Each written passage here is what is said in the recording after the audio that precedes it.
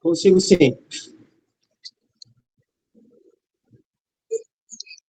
Então, quem começa? Sim, só vou pegar o arquivo aqui, só um minutinho. Eu posso começar eu e Gabi? Pode ser, então.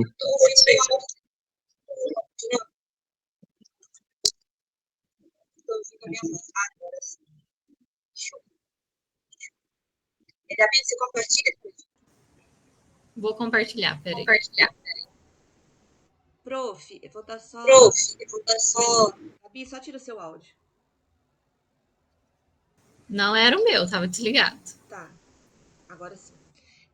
Não é porque eu iniciei a gravação já e o meu áudio estava mutado, agora que eu vi. Mas vamos dar início às apresentações dos seminários, como combinado com o professor antes.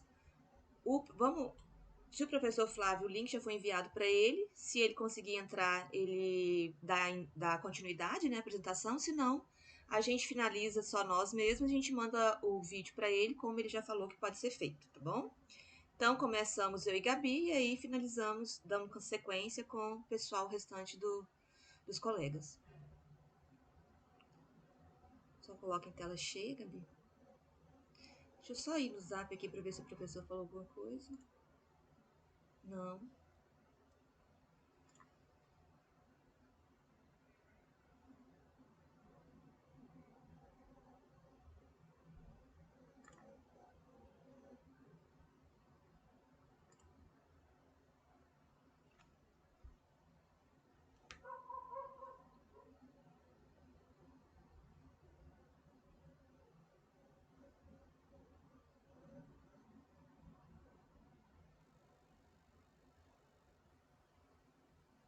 Perfeito, Gabi. Pessoal, bom dia. Então, nosso estudo de caso, o caso que a gente selecionou para trabalhar, foi o caso de um diagnóstico de Neisseria gonorrhoeae disseminada em uma adolescente, em uma mulher de 18 anos. Só aqui os dados do artigo. Gabi, passa, por favor. Esse é uma imagem do artigo que a gente trabalhou. Pode passar. E aí, esse aí é o título dele, o título original do artigo na língua inglesa. Os autores são a Juliana, essa moça e esse rapaz, que são... A Juliana, ela é do Hospital Pediátrico da Filadélfia, e o rapaz, ele é da Universidade da Filadélfia. E aí, o estudo foi feito no Hospital Pediátrico da Filadélfia. Foi publicado nesse periódico, Journal of Clinical Microbiology, da Sociedade Americana de Microbiologia, e foi publicado em 2018. O fator de impacto, que o professor falou que gostaria que fosse superior a 1, se não me engano, que estava nas orientações, essa revista, ela tem um fator de impacto bem alto. Em 2022, foi de 9,4. Então, é uma revista com uma certa relevância na literatura científica mundial, né? Não só americana, mas mundial. Pode ir, Gabi. Então tá, vamos lá. Eu vou começar com a apresentação do caso, vou falar como se deu, e a Gabi finaliza da sequência com a discussão do mesmo. Então, uma jovem de 18 anos, ela era previamente rígida, ela não se queixava de nenhuma patologia prévia. Ela compareceu ao pronto-socorro pediátrico da Filadélfia, que não era nesse hospital, era uma outra instituição, que não era esse hospital pediátrico da Filadélfia, que é o que publicou o artigo, em fevereiro de 2018, para avaliação de artrite poliarticular. 2 semanas antes, ela havia se apresentado a um outro hospital com dores no corpo e início de dor aguda no braço e na perna esquerdos. Nesse hospital, ela foi diagnosticada como radiculopatia cervical, que é uma compressão ali ou uma inflamação nas raízes nervosas que passam no sistema nervoso, né, nos nervos que passam na cervical.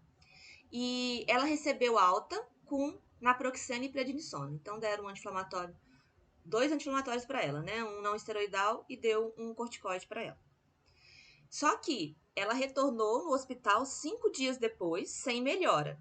E agora, então a dor era só no corpo, era só no braço e na perna esquerda.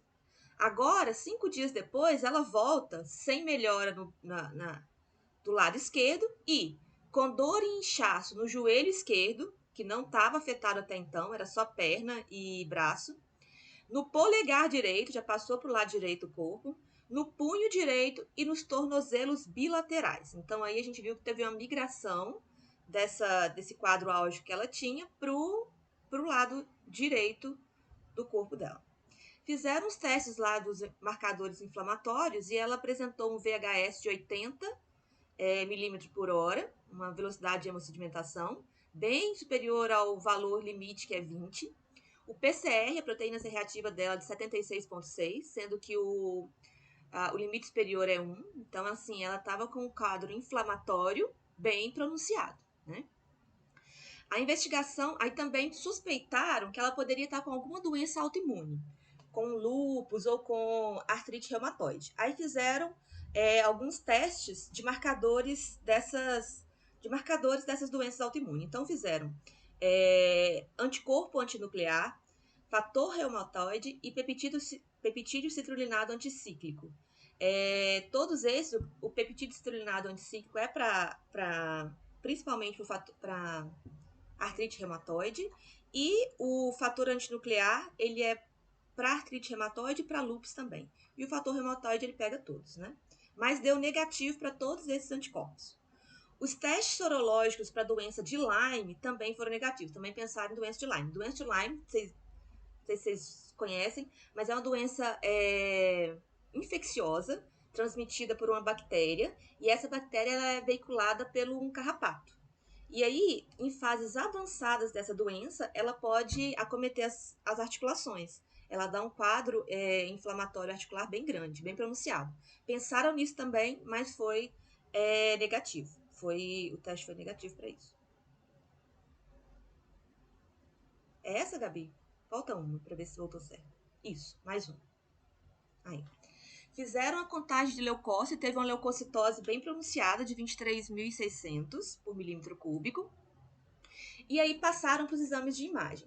Fizeram um ultrassom, uma ultrassonografia e uma ressonância magnética e viram derrame no joelho esquerdo, de tamanho moderado. O esquerdo foi aquele que vocês lembraram que foi o primeiro que foi acometido. O lado esquerdo foi acometido primeiro, depois foi para o direito. Mas fizeram esses exames e acharam um derrame articular no joelho esquerdo, com edema circundante acentuado. Daí, como tinha esse derrame, a conduta é a gente fazer uma artrocentese, né? Para fazer uma avaliação desse líquido que está na articulação acometida. Então, nessa artrocentese, observaram uma leucocitose com 36.900 células, né, leucócitos por milímetro cúbico. O valor de referência é menor que 2.000. Então, vocês veem como que estava aumentado os leucócitos nesse líquido articular. A cultura, aí pegaram esse líquido e fizeram uma cultura desse líquido. Colocaram ele em sangue e água, sangue de ovelha e água de chocolate. Esse sangue de ovelha, ele é para, pelo que eu estudei, ele é principalmente para ver crescimento de estáfilo, de estrépito, mas assim, o estáfilo ele pode dar alguns quadros assim. E então fizeram isso, e também o água de chocolate, ele vê, ele é específico assim, ele é mais para selecionar o crescimento de hemófilos influenzae e Neisseria gonorrhoeae. Neisseria. Só que foram negativos o crescimento. Não teve crescimento, ainda que seja um agar que propicia o crescimento de Neisseria, no líquido articular não foi encontrado. Aí eu queria que o professor tivesse aí, que ele podia dar uma dica pra gente por que não cresceu. Depois, vou dar spoiler que depois vai crescer, mas no líquido articular não cresceu. Ok. Ela continuou com a prednisona, então, continuou administrando o corticoide e recebeu analgésico opioide, porque a dor já estava bem acentuada. Depois de passar uma semana hospitalizada, ou seja, ela foi internada, saiu com orientação médica para buscar uma segunda. Saiu contra a orientação médica para buscar uma segunda opinião. Então, ela não ficou satisfeita com o tratamento até então e ela saiu procurar uma segunda opinião. Aí sim é que ela foi para o pronto-socorro desse hospital, o Hospital Pediátrico da Filadélfia, que foi quem fez do grupo lá médico que fez o artigo.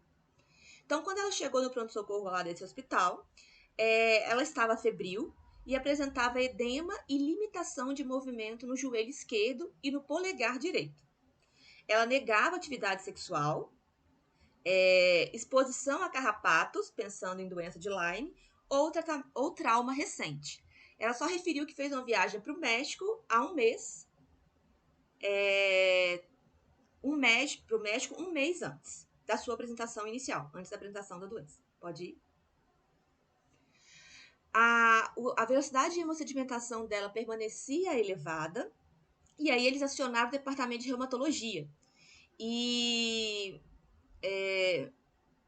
esse departamento, ele recomendou o teste para Chlamydia trachomatis e Neisseria gonorrhoeae, que foram coletados em amostra de urina para teste de amplificação de ácido nucleico. Então, não foi só uma cultura, né? Agora já foi um teste de amplificação de ácidos nucleicos e foi em amostra de urina e não no líquido articular ali do joelho.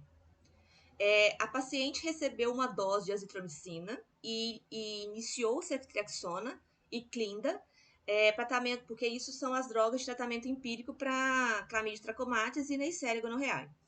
E além de outras causas de artrite séptica, porque eles estavam suspeitando de artrite séptica no joelho acometido, aquele que foi puncionado na artrocentese. Aí também acionado o departamento de ortopedia, que repetiu a artrocentese, porque eles ainda estavam preocupados com a artrite séptica. Apesar que ela não estava com febre durante as 2 semanas de sintomas. Mas mesmo assim, repetiram para ver o que iam achar. A contagem do líquido de leucócitos, do líquido sinovial, ali desse joelho acometido, permaneceu elevada, então já estavam 48 mil. E a coloração de Gram, olha isso, é importante, a coloração de Gram desse líquido sinovial. Ah lá, gente, peraí, vocês viram aí? O Flávio vai entrar agora. Peraí, gente, vamos dar um tempinho.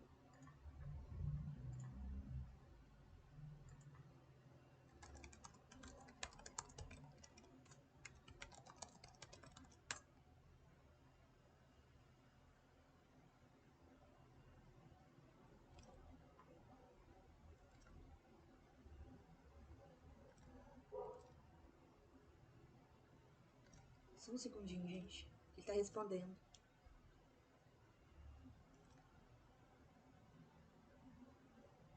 Ele só consegue por volta de umas 11. Então, vou falar com ele que a gente vai continuar.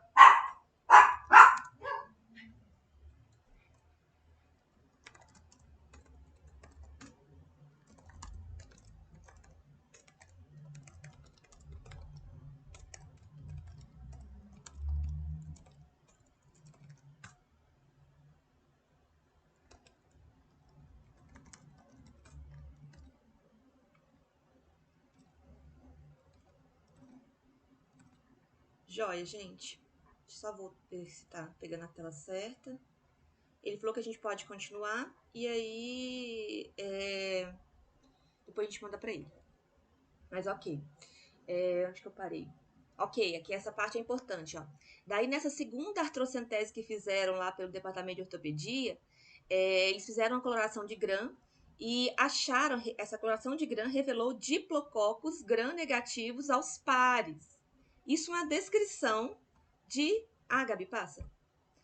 É uma descrição da Neisseria gonorrhoeae. Isso. Então, nessa foto do lado esquerdo, é a figura do artigo. É a figura que foi encontrada lá no estudo que foi feito.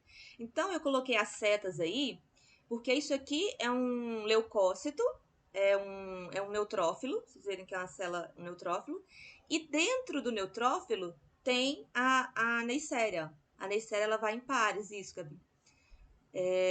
Exatamente, sempre em pares. E aí, eu peguei isso aqui, é uma imagem da internet, só para a gente comparar, que é como se fosse uma amplificação, né, maior ainda do neutrófilo.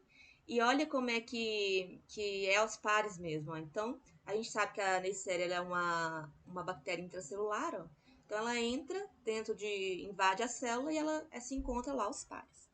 Então, aqui já ficou definido que a paciente ela estava com infecção por Neisseria gonorreae. Pode ir, Gabi? Além disso, além dessa artrocentese, eles também fizeram uma outra cultura lá. Menos de 24 horas depois de observar o crescimento na placa, sim, fizeram uma cultura, pegaram nesse líquido que foi coletado da artrocentese, do joelho, eles fizeram, além da coloração de Gram, que foi o que a gente observou agora, eles também fizeram a cultura. E aí colocaram de novo no agar chocolate, que é um agar também, que não é específico para Neisseria, mas você, além de hemófilo, você também pode observar o crescimento de Neisseria, e colocaram também no agar Martin Lewis. Esse agar Martin Lewis, ele é um agar mais específico para Neisseria. E aí a gente consegue ver, ó, que no A, a letra A é o agar, o agar sangue de ovelha, que é um agar que, como eu falei, que ele tenta selecionar mais estáfilo, mais estrépito, não houve crescimento. No B foi o agar chocolate, a gente já vê que olha o crescimento que teve. E abaixo a gente vê no C, que é o agar Martin Lewis, que teve um crescimento bem pronunciado de Neisseria. Então aqui a gente bateu o martelo, né? O que acontece? A minha dúvida em relação a esse artigo foi por que teve esse crescimento agora e não teve antes. Sendo que antes ela já estava com um caso mais arrastado, né, também, de dores e tal. Não sei se não tinha dado tempo da bactéria crescer a ponto de ser identificada na cultura, ou se tinha alguma outra explicação. Pode ter sido algum erro também na técnica, a gente não sabe, né? Mas essa foi a minha dúvida. Pode voltar? Pode mais um, Gabi? Então, a partir desses dois exames, coloração de Gram mais a cultura do líquido sinovial, foi confirmada a suspeita diagnóstica de infecção por Neisseria gonorreae e foi visto que era uma infecção disseminada. Não só porque assim, ela não estava com uma dor só no joelho, por exemplo. Começou se não me engano, no braço esquerdo e no pé esquerdo. Aí depois foi para o polegar direito, vocês lembram? E aí foi para pegou várias articulações e membros. Então foi definido que era um caso de Neisseria gonorreae disseminada.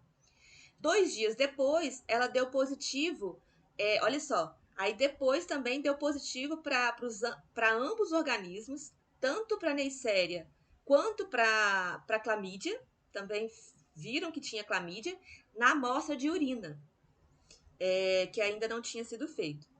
Aí, só para completar a investigação, fizeram um teste também para anti-HIV e sífilis, que deram negativo, e a paciente foi tratada com ceftriaxona via parenteral por 1 semana, que era o protocolo para a Neisseria, e ela recebeu alta 3 semanas depois com melhora significativa da amplitude de movimentos e imagino também da dor, né? Então a gente viu que a Gabi vai falar da discussão agora, mas como que uma infecção de Neisseria ela pode levar a um quadro que pode muito confundir a gente, um quadro de inflamação articular, que pode muito confundir a gente com artrite reumatoide, com lúpus, com doença de Lyme. Eu gostei desse artigo por isso, porque assim, às vezes a gente tá diante de um caso desse, a gente não vai pensar em Neisseria.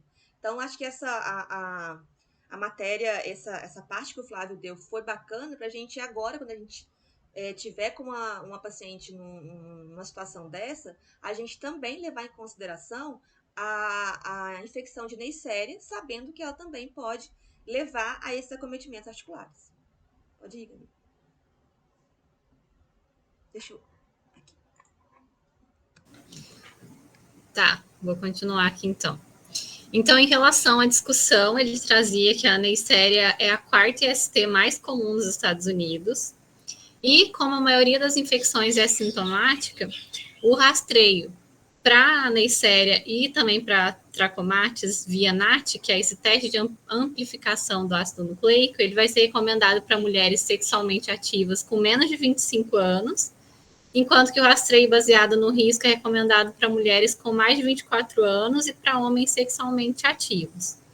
Das manifestações clínicas mais frequentes pela Neisseria, vai ser para a mulher a cervicite e a doença inflamatória pélvica, enquanto para o homem vai ser a uretrite e a epididimite. E as infecções extragenitais, elas são comuns, e as manifestações clínicas, elas vão ser faringite, proctite e conjuntivite, mas isso vai depender do local da inoculação.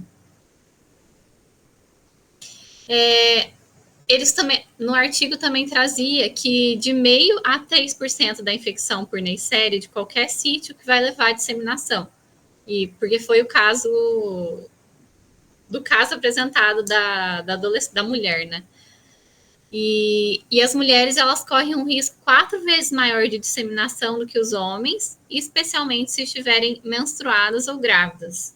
Não entendi se isso tem algum mecanismo, que o artigo só trazia isso mesmo como dado, mas não sei se tem relacionado com a fisiopato, né? Não sei se isso influencia em alguma coisa. Também, pelo que eu li, eu não achei relação dali. E aí a infecção gonocócica disseminada, ela vai se apresentar com artrite e dermatite no início do curso da doença, e as lesões cutâneas, elas podem estar presentes em mais de 40% dos pacientes com essa infecção disseminada, associada à artrite migratória e ou tenossinovite e ou febre. E apesar de ter uma sobreposição clínica com causas comuns de artrite séptica, o que vai diferenciar da artrite séptica por infecção gonocócica disseminada vai ser que ela vai ter o envolvimento das articulações distais e artrite poliarticular. E, além disso, a contagem de células do líquido sinovial, ela tende a ser menor em caso de artrite séptica por Neisseria do que outros casos por outras infecções bacterianas. A infecção gonocócica disseminada, ela deve ser sempre considerada em adolescentes que apresentam dor articular sem explicação alternativa, ou seja, sem uma história de trauma, né, que foi o que aconteceu no caso que a Leide apresentou. E a falta de consideração do diagnóstico de infecção gonocócica disseminada durante a primeira e segunda visitas hospitalares da paciente foi o que levou a um diagnóstico tardio, gerando um comprometimento articular significativo e, como resultado, uma internação hospitalar prolongada. Ou seja, se naquele primeiro atendimento ela já tivesse sido diagnosticada, né, se eles tivessem ido por esse caminho para pensar nesse tipo de infecção, ela poderia ter evitado um prolongamento do início do tratamento, né, e da internação também. Ô, Gabi, aí só um parênteses, que ela ficou internada durante 3 semanas, vocês viram? Ela tinha ficado internada naquele hospital primeiro lá, que eu não lembro quanto tempo foi, acho que foram 2 semanas, e quando ela deu entrada nesse hospital da Filadélfia, de criança Filadélfia, ela ficou internada durante 3 semanas. Então, realmente, isso poderia ter sido bem menos... não precisaria desse tempo todo de internação. E isso mesmo. E que ela não tinha... Não sei por que não pensaram nisso, justamente porque é um caso clássico de infecção, porque ela não teve história de trauma, não teve nada disso. Então, deveriam ter pensado na Neisseria. Então, em relação à investigação, ele trazia que os testes laboratoriais para doença gonocócica disseminada, eles vão se limitar a testes indiretos de locais urogenitais, e ou retais e ou faríngeos, de infecção primária da mucosa por NAT, que é o teste de amplificação do ácido nucleico. E, se possível, coloração GRAM e cultura de locais de disseminação. Mas aí ele trazia que o NAT, para a Neisseria gonorreae, ele não é aprovado para o líquido sinovial ou sangue pela FDA. Daí ele trazia que as fontes aprovadas ou validadas por ela seria a urina, os esfregaços vaginais, esfregaços faríngeos e ou retais, e eles podem ser utilizados também para infecção gonocócica disseminada e para descartar a co-infecção com a clamídia. Boa, E por as isso que fontes... fizeram a amostra da urina, né? Isso. Eu não tinha pensado, imaginado por que tinham feito, então. Foi por isso. E as fontes fetais e faríngeas ainda não foram aprovadas pela FDA por nenhuma das plataformas comercialmente disponíveis, mas foram validadas por vários laboratórios clínicos para detecção tanto da Neisseria quanto da clamídia. As hemoculturas elas vão ter sensibilidade menor que 10%, com rendimentos ligeiramente superiores durante as fases iniciais da disseminação. E isso é provavelmente por conta do aditivo do anticoagulante de hemocultura, que chama poliatenetol sulfonato de sódio, que é conhecido por inibir o crescimento das espécies de Neisseria e pode ter mais impacto quando os níveis de bacteremia são mais baixos durante as fases posteriores. E no caso apresentado, então foi colhido 2 séries, né, de hemoculturas, que foi no 12º, colhidas no 12º a 13º dias após o início dos sintomas, mas elas apresentaram um resultado negativo. E a cultura do líquido sinovial da articulação implicada, ou das articulações, né, no caso dela, foi mais de uma articulação, né, Leide, que foi acometida? Foram várias. Várias articulações. Polegar, joelho, tornozelo. E, então, ela é no máximo 50% sensível para artrite séptica causada por infecção gonocócica disseminada, e a coloração do GRAM, ela é estimada em menos de 10% de sensibilidade. E apesar das evidências de que a Neisseria invade diretamente a pele, manifestando lesões, a cultura do material biopsado por punch, não sei se é assim que fala, ela não é recomendada porque o rendimento é próximo de 0%. Aí eu só coloquei uma imagem aqui de como é feito essa cultura por punch, porque eu não sabia como era. Então, por isso a sensibilidade da cultura ela é muito pequena, né? A gente chegou com mais de 50%, mas tinha que até 10%. Então, pode ser por isso que não conseguiram identificar na primeira vez, né? Que é uma sensibilidade muito baixa. E depois, nesse segundo hospital, fizeram da artrocentese, do líquido articular, da urina, foram tentando pegar todos os materiais para ver se conseguia identificar, né? Cultura de GRAM também só pega em 10%. Então, por isso que fizeram de vários materiais para ver se conseguiam isolar. Isso. Então, aqui ele trazia de novo, né, essa imagem que a Leide falou ali no caso também. E ele falava que a Neisseria ela cresce facilmente no agar chocolate e até mesmo em algumas formulações de agar sangue, mas que o agar especializado para a seleção de espécies de Neisseria, eles também devem ser incluídos para cultura, particularmente de fontes não estéreis. E aí este meio ele vai ser referido como agar Thayer Martin modificado ou agar Martin Lewis. E ele vai ter vancomicina, polistina, trimetropin, anisomicina ou nistatina para inibir a flora normal e a maioria dos meios não patogênicos. Então, aqui, como a Leide já falou, a gente viu o crescimento nessas 2 culturas.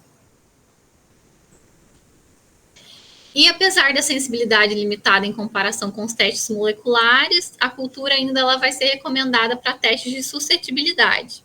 E embora os testes de suscetibilidade rotina não sejam recomendados, eles podem ser úteis no caso de falha de tratamento e de disseminação.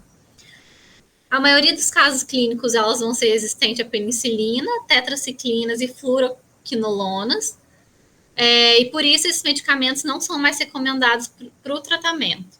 E os testes de suscetibilidade, eles centram agora na resistência emergente às cefalosporinas e às azitromicina. E em 2012, o CDC ele revisou as recomendações de tratamento por conta desse aumento mesmo da resistência às cefalosporinas orais. Então, o que ele começou a recomendar? Apenas terapia dupla com uma injeção de ceftriaxona em altas doses, 250 miligramas, mais uma dose única de azitromicina. E para infecções disseminadas, recomenda-se o tratamento com ceftriaxona parenteral 1 grama por um período de 7 a 14 dias, juntamente com uma dose única de azitromicina para terapia combinada e para tratar possíveis co-infecção com a clamídia. Aí, nesses casos, o tratamento ele pode ser mudado para uma cefalosporina oral de terceira geração, como cefixima ou o cefipodoxima, no caso, se a suscetibilidade puder ser confirmada. E a maioria dos laboratórios clínicos, eles não têm a capacidade para realizar os testes de suscetibilidade, porque a diluição em agar é o padrão ouro para identificação. E essas foram as referências que a gente utilizou. Gente, alguma dúvida, algum comentário? Não? Vamos participar, gente. Délia, ajuda. Você escuta? Escuta, sim. Ah, que legal. Eu achei bastante interessante o caso, sabe? Tipo, usualmente podem chegar um caso na emergência, né, de uma pessoa relatando esses sintomas e pensar em gonorreia não seria uma das principais. Então, por isso é importante, achei bem legal, uma queixa bastante comum que poderia ser, e agora que a gente vai ter essa forma de pensar que já vai ter outro patógeno que vai conseguir outro agente biológico diferencial. Diferencial que a gente vai abarcar agora, né, Délia? Sim, já não vai deixar passar por alto. Esse era o objetivo. Mais alguém, gente? Eu pensei na parte que falava que poderia ter durante a gravidez, né?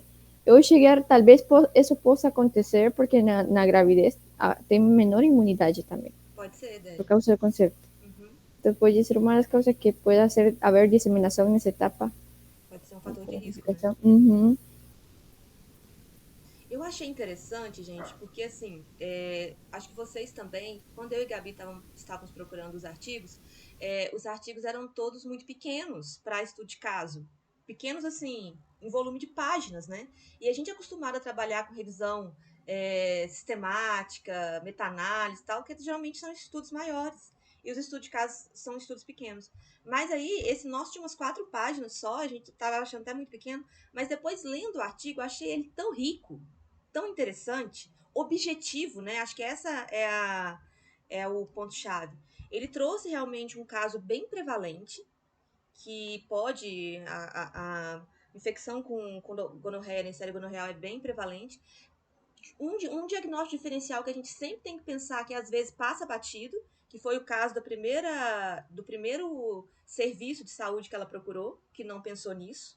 Então, assim, e trouxe uma discussão depois, uma revisão de literatura bem bacana, bem objetiva, mas assim, com um certo aprofundamento na forma que precisaria ser. Então, assim, eu achei um artigo muito bem escrito, muito bem feito, objetivo e que faz a gente pensar um pouco mais quando a gente estiver diante de uma paciente que possa estar com algum sintoma desse que foi estudado.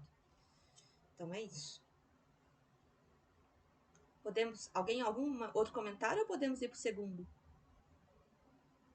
Quem se prontifica a fazer o segundo?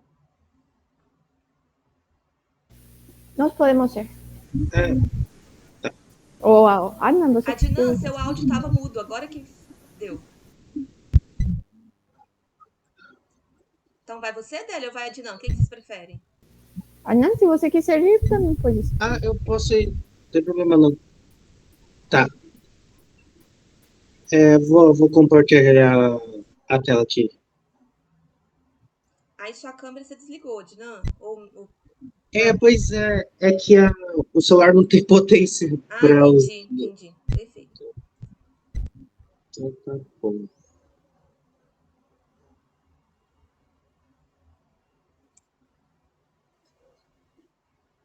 Pessoal, então, eu cheguei a montar os slides, mas hoje a internet aqui do condomínio não está funcionando, aí eu tô sem acesso ao meu computador, então não vou conseguir compartilhar os slides, mas o Adnan está compartilhando agora o artigo, acho que não vai ter prejuízo no entendimento do nosso caso. O trator, então ele está um pouquinho fora do esquadro, mas dá para entender. Não foi enviado para o Adnan? Não, eu fiz recentemente. Não dá para, pelo celular que você está usando aí, não dá para mandar, Fernando? Que eu não cheguei a mandar no WhatsApp, assim, ficou salvo diretamente no computador. Então, Daí aconteceu. Mas não vai ter problema, não tinha muita. Não está muito diferente do que eu vou falar. Então, o nosso artigo ele foi publicado na Journal of Pediatric and Adolescent Gynecology. O fator de impacto é Adnan, tira o seu áudio que está dando eco. Aí, melhorou. O fator de impacto é 2.2, que é um valor bom. E o nosso caso vai ser sobre uma conjuntivite causada por Neisseria. Pode descer.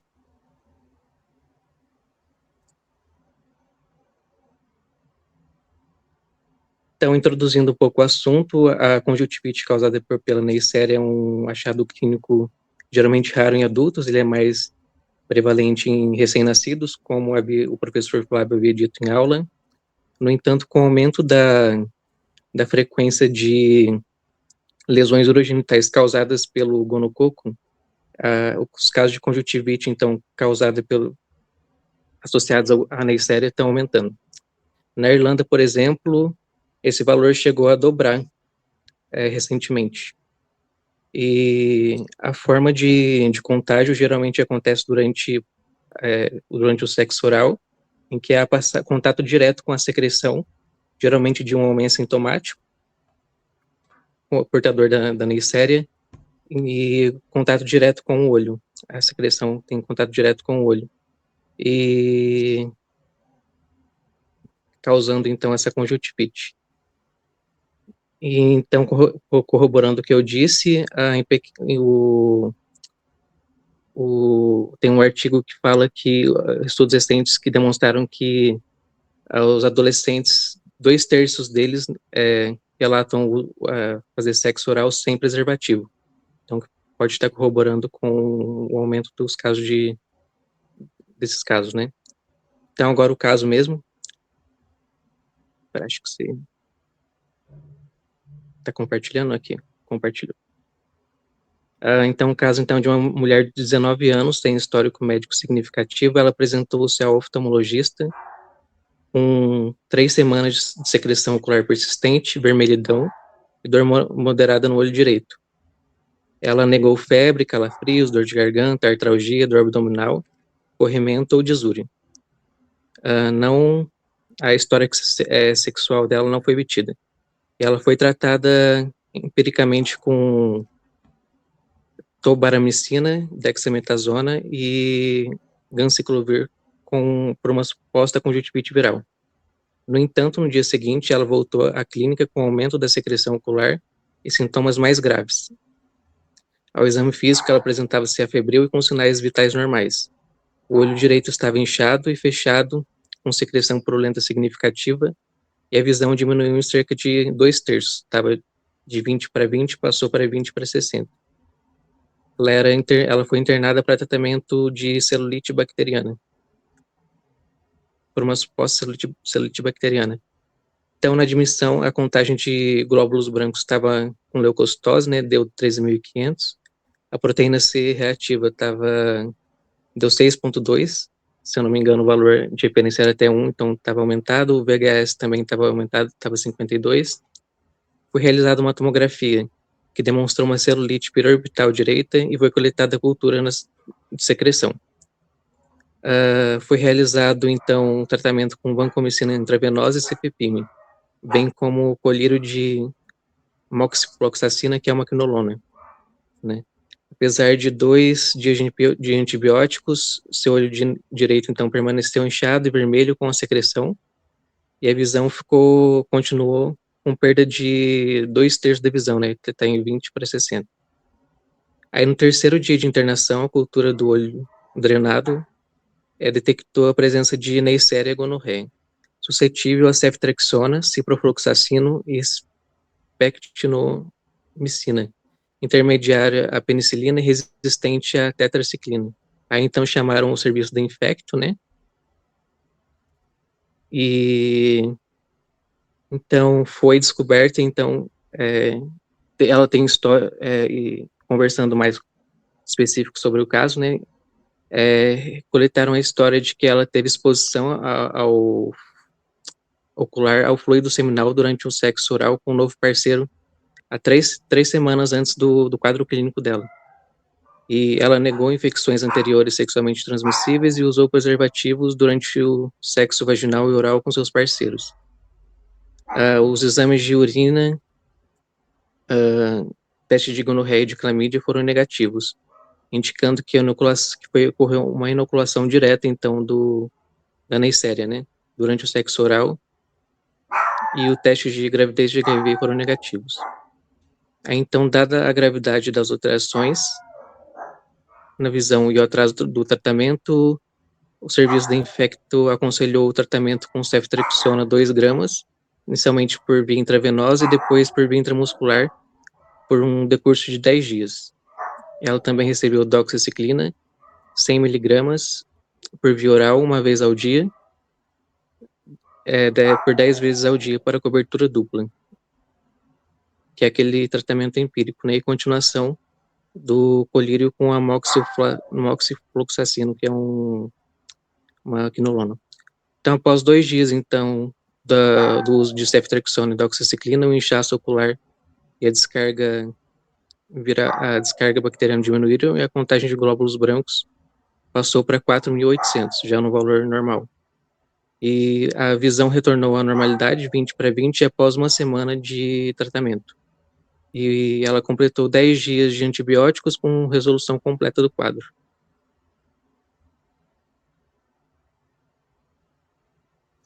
Estão me ouvindo aí, gente?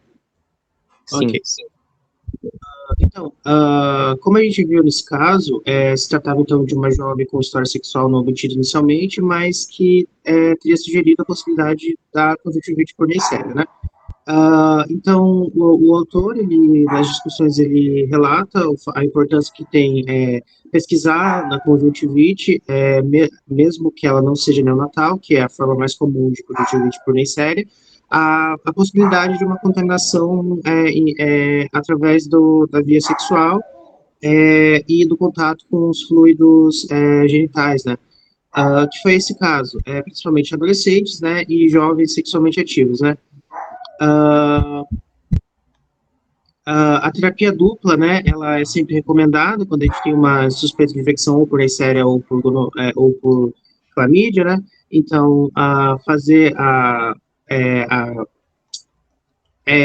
um grama de ceftriaxona intramuscular e 100 miligramas de doxiciclina ou 1 grama de estromicina para possível clamídia quando a gente tem suspeita de Neisseria. Então, deixa eu botar aqui. Enfim, e apesar de ser uma forma de infecção comum e uma apresentação pouco presente da infecção por Neisseria, a conjuntivite por Neisseria deve ser sempre investigada e sempre ser considerada quando a gente está tratando de pessoas sexualmente ativas, né?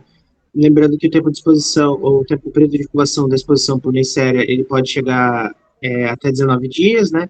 E apresentando um mínimo de 3 dias de incubação, no caso da infecção ocular, diferente da urogenital, em que esse período costuma ser de aproximadamente 7 dias.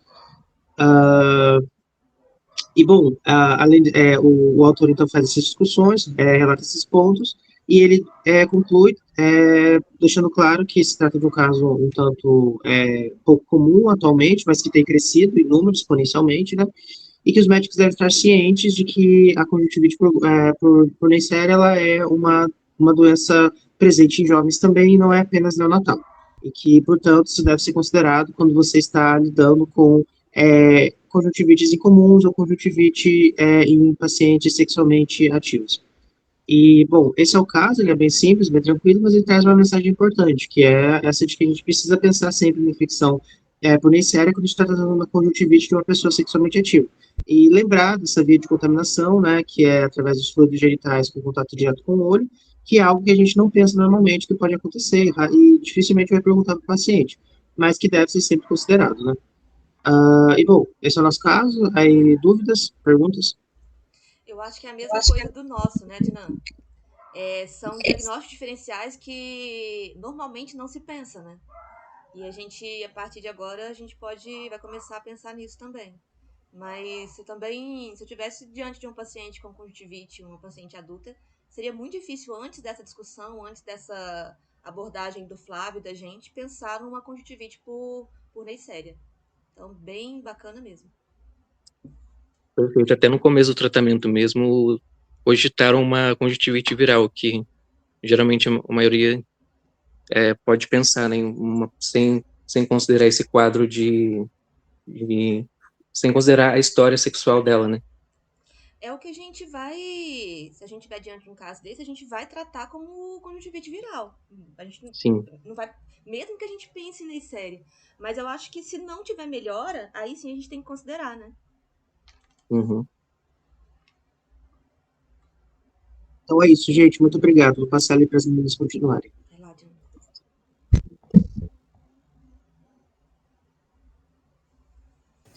Eu acho que a Adélia caiu. Dica, a A gente tá vendo internet só aqui seu na olho. região da Unila tá Aí. Oi? tá A bem gente tá ruim vendo hoje. só um pedacinho do seu rosto. Agora melhorou um pouco. Aí. Tava vendo só. Aí, agora Sim. melhorando. Tá bonita. É porque eu estou com a tablet, então ali Ah, ficou. sim, Porque sim. desde o meu computador não dá para colocar a câmera, então Ficou ótimo. liguei aqui a tablet. Só sumiu agora a sua imagem. Só um momento.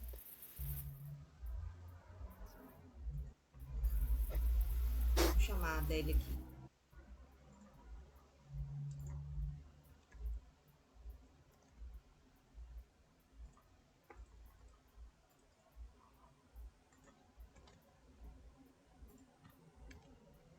Ah, apareceu. Vou precisar.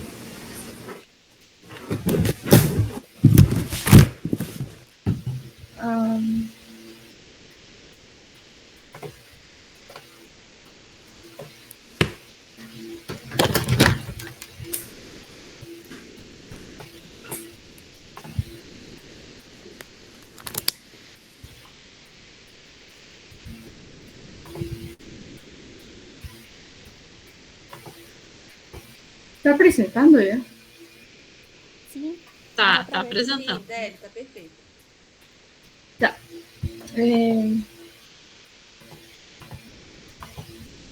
Bom, nosso caso é sobre uma infecção do cisto ducto pirogloso causada por Neisseria gonorrhoeae. Fue de una revista llamada, de un jornal llamado American Sexual Transmitted Disease Association. Fue publicado en 2024, en febrero. Y los escritores fueron Robert, Johnson y Lee. O factor de impacto fue 3,1 y fue publicado en Filadelfia. Sobre el jornal, ese es el nombre del jornal, como ya tenía hablado. Fue la dirección en Filadelfia. Y a maioria da factor de impacto novamente, e a maioria das publicações, das citações são em artículos, em reviews ou em citações. Principalmente tem contribuição em países como Estados Unidos, Canadá e Inglaterra, principalmente.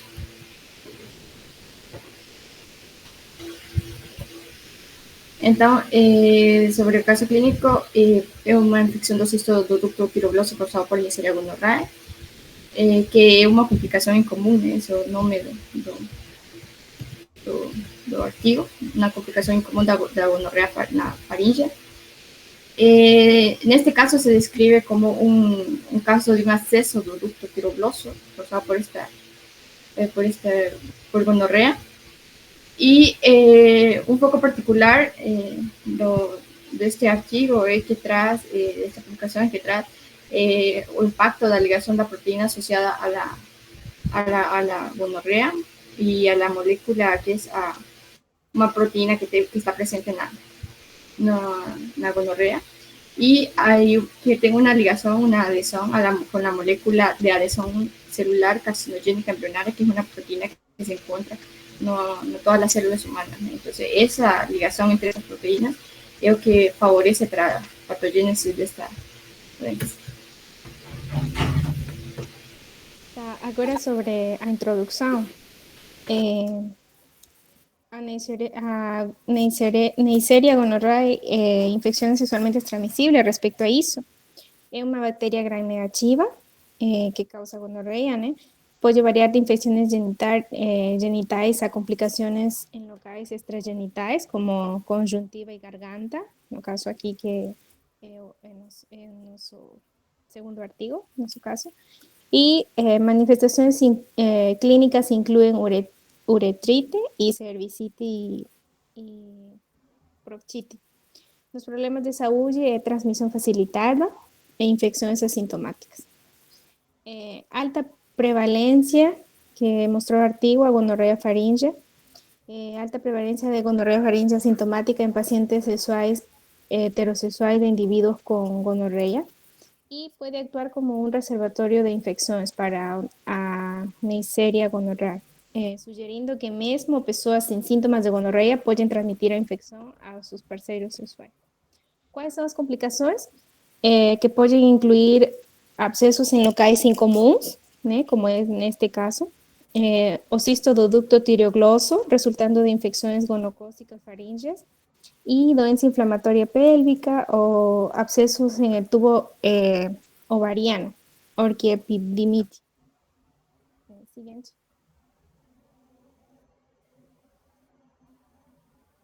Voy a pasar al siguiente slide.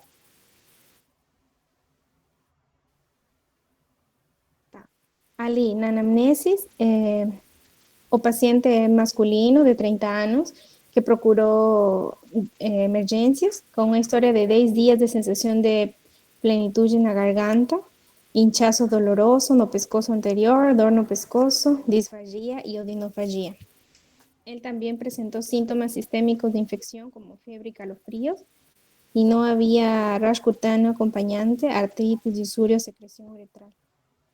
El paciente había buscado atendimiento médico en una clínica 5 días antes, donde fue prescrito clindamicina oral en dosis de 500 miligramos 2 veces al día por 10 días. Sin mejora, también ali no consiguió mejorar sintomáticamente. Voy a ir para el siguiente. No HDA, ten TDAH, o paciente tem TDAH, cialadeniche, diabetes mellitus tipo 1, mal controlada también, con hemoglobina de 11%, complicado por retinopatía diabética, proliferativa y disfunción eréctil. No es fumante, también no consume drogas recreativas o también no consume alcohol. Respecto al examen físico, el paciente estaba alerta y sin desconforto. También no tiene signos de fiebre, hemodinámicamente estable, vía aérea estaba patente, sin estridor, y también la inspección de cavidad oral no reveló exudato tonsilar, y básicamente fue allí en la parte donde a base de lengua estaba eritematosa y volumosa, deslocando a epiglochi posteriormente. No había edema o eritema de epiglochi, pregas vocales y aritenoides. Y la vía aérea no estaba obstruida y las pregas vocales estaban móviles. También a palpación del pescozo anterior reveló un hinchazo doloroso sobre ioide, que más posteriormente iba a explicar sobre a fisiopatología, ¿no? De ducto tireogloso. ¿Puede seguir? Sobre los resultados. Ten ausencia de leucocitosis, detecta anticuerpos heterófilos negativos, radiografía de tórax normal, no tiene ninguna alteración, tomografía computarizada contrastada do pescozo, mostró un absceso dentro de un cisto do ducto tireogloso. Y respecto a TC, también reveló una lesión loculada de 3,7, 3,4 y 2 centímetros ao longo da raiz posterior da língua, que também vou explicar ali depois na imagem que coloquei, estendendo-se para a base da língua. Então, com envolvimento do espaço peristáltico e leve espessamento de epíglote. Essas anormalidades radiológicas também eram consistentes com um abscesso dentro de um cisto do ducto tireoglosso. E a histopatologia da biópsia retirada da base da língua foi consistente com mucosa orofaríngea, com mudanças inflamatórias agudas e crônicas e reativas. E ali, na imagem, na seguinte imagem, na tomografia computarizada, ali dá para ver o cisto cervical do ducto tireoglosso, que é mais ou menos ali embaixo, Aonde? pelo pescoço. Aí, dá para Mostra aí, pode Dani. sinalar Ah, dele. isso. Aham. Então, posteriormente vai explicar sobre a fisiopatologia também, sobre isso. Tá, pode seguir. Respeito ao tratamento que foi, não? Indicado ali, segundo artigo, de drenagem cirúrgica do abscesso, devido à preocupação com comprometimento das vias aéreas. Então, drenagem percutânea superior ao osso ioide. E ele recebeu alta com clindamicina oral, aguardando os resultados da cultura do abscesso. Então, na cultura, os resultados foram isolamento de gonorreia, do aspirado do abscesso, prescrição de acitromicina oral, 1 gramo, e a bactéria demonstrou sensibilidade à acitromicina, cefixima e ceftriaxona. E, porém, apresentou resistência intermediária à penicilina. Então, na pós-cultura, administração de uma dose de 250 miligramas de ceftriaxona intramuscular como tratamento adicional para a gonorreia. Por isso que a penicilina não é usada mais para Neisseria, né? Porque a maioria das vezes apresenta resistência. Resistência, isso. Então, na seguinte, sobre o resultado, que foi ali mostrado no artigo, houve resolução clínica radiológica completa do abscesso, ou seja, com drenagem cirúrgico, e resolução sintomática e clínica completa também, indicando que a infecção também, isso foi uma indicação, né, de que a infecção já foi controlada com sucesso. Ô, Dirk, colocou azitromicina junto ou não? Foi só ceftriaxona? Esse foi o tratamento depois do antibiograma? Uhum. Ah, beleza. Sim, ele Colocaram azitromicina. Porque a gente azitromicina viu nos junto. artigos anteriores que sempre vai junto, né? Aham. É isso. E agora passamos para discussões, que vai falar ali dele, sobre as discussões do caso. Bom, no caso, sobre o cisto do ducto tireoglosso, ¿no? que representa 70% de todas as anormalidades cervicales congénitas, y se desenvolve debido a uma falha da regressão desse ducto tireoglosso. Mais adiante vou mostrar para vocês qual é esse ducto. E em crianças, a apresentação pode ser assintomática, só sentándose en una masa, la palpación, en una masa cervical anterior. Y en adultos el diagnóstico es frecuentemente una manifestación de una infección subyacente, causada por una linfagia, difonía o formación de quistes. Una característica clínica común es una masa cervical móvil que se mueve superiormente al engolir o a la protrusión de la lengua. O sea, ya da para sentir palpablemente. Es una imagen sobre un cisto ducto tireoglosso, pueden ver aquí. Y a tiroide, né, se começa a formar aqui no foramen cego, no assoalho da língua, e ela tem que descer. Isso ocorre embrionariamente, ela percorre esse recorrido. Então, esse ducto tem que regredir também. Mas quando isso não acontece, dá ocasião a que aconteçam cistos, assim, aqui.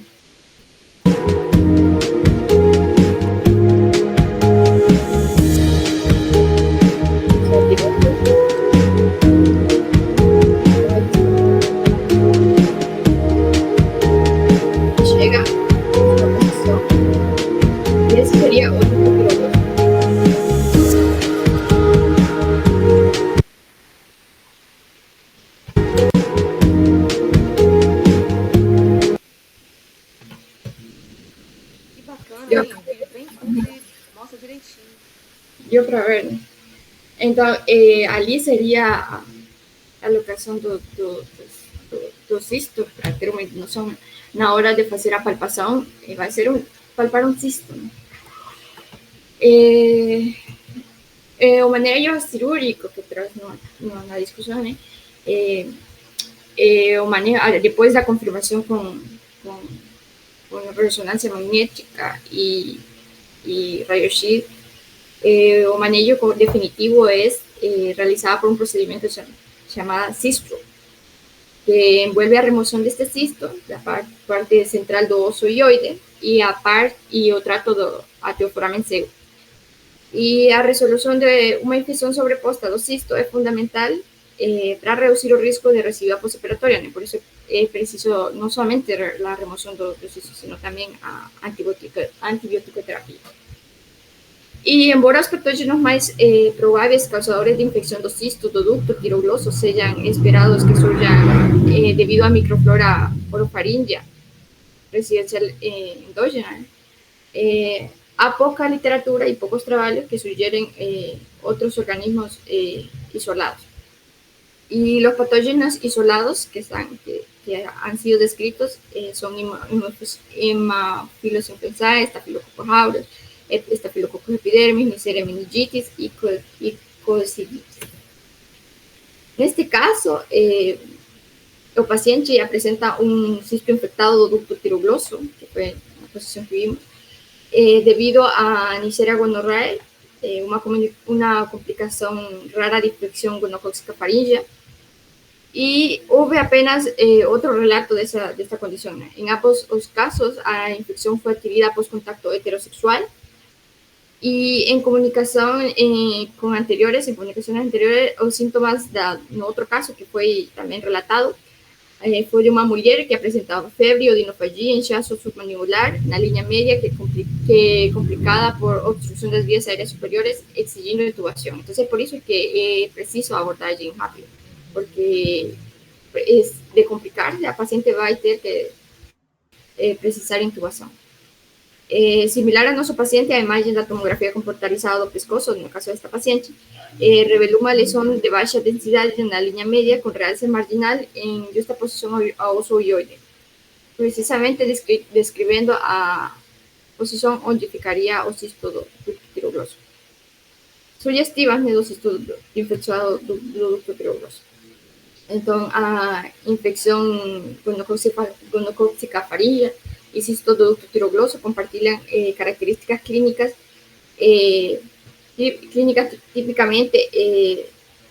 tipificadamente por uma apresentação assintomática, ou seja, é difícil de uma entrada assim saber que seja uma apresentação por causa de um cisto de infecção do ducto tirogloso, né? Porque a apresentação é assintomática. Então, nestes casos, a inserção dessas duas condições no mesmo indivíduo, que ele tinha primeiro uma faringite gonocócica e depois evoluiu para uma complicação do ducto tirogloso, foi o que permitiu a descoberta do diagnóstico. No caso não tivesse sido isoladamente, o diagnóstico talvez teria passado desapercebido. No caso de parceiros sexuales heterossexuales, as pessoas com gonorreia mostraram uma alta prevalência de gonorreia faríngea sintomática, principalmente na população que recebia práticas de sexo oral, né? E foi então postulado que a faringe poderia servir como um potencial reservório para esta infecção. Então, também algo que se abordou no caso foi sobre a proteína, né, que está presente na membrana da célula gonocócica, que se liga com facilidade a esta proteína que se ACAM, que é uma proteína na superfície celular dos seres humanos. Então, isso permite se adaptar com sucesso a un nicho ecológico y para prosperar. Entonces, molda como hay coevolución compartida entre el gonococo y su hospedero, ayuda para el surgimiento de este caso. Entonces, en síntesis, fue eso. Finalizou? Finalizó. Ah, ótimo. Odélia e Dirca, antes de aparecer o cisto o cisto tiroglosso, teve só a faringite, né? Aham. O cisto veio depois. Então, aqui é um diagnóstico diferencial que a gente tem que pensar na faringite por Neisseria, quando a gente estiver também diante de um caso de faringite, porque a primeira coisa que a gente pensa quando a gente vê faringite é faringite por Streptococcus pyogenes, né? Só que aí o tratamento é diferente, porque para o Streptococcus pyogenes, o que a gente vai usar? A gente vai usar penicilina. E a penicilina a gente viu que é resistente para Neisseria. Então, achei interessante, porque se não tiver esse acometimento aí do cisto, se não complicar para esse cisto tiroglosso, cisto no ducto tiroglosso, a gente vai ficar muito em dúvida se é uma faringite streptocóxica ou se é uma faringite por Neisseria, né? Sim. E o caso principalmente foi isso, né? Um paciente que chegou com isso, mas já estava complicado aqui quando ele chegou, porque já estava com os sintomas do tiroglosso. Mas o principal foi uma faringite gonocóxica. Mas essa faringite gonocóxica foi adquirida por causa de práticas de sexo oral. Sexo oral. Ajá. Porque ele, no resumo do caso, isso acho que a gente não colocou, referiu ter tido sexo oral nos últimos meses. Então, a gente tem que investigar isso, porque o grande problema disso aí, de ter uma faringite por Neisseria, é que pode complicar para esse cisto aí do ducto tiroglosso. E como a localização dele é muito próxima da via aérea, se ele não tiver no serviço que tem intubação, o cara morre asfixiado. Exato. Porque e por isso o caso ali a traqueia e o cara... O caso da outra paciente que foi relatado, acho que está aqui, esta, que foi outra paciente mulher também, apresentou os mesmos sintomas, febre, adenofagia, inchaço mandibular, pero ela já foi complicado, se complicou, então provocou obstrução das vias aéreas superiores e foi preciso intubação. E se a gente pensar nisso, se a gente estiver diante de um caso desse, e a gente suspeitar disso antes dessa complicação, evita a intubação do paciente e tudo, né? Exato, o paciente evoluiu bem, ele, foi identificado a causa,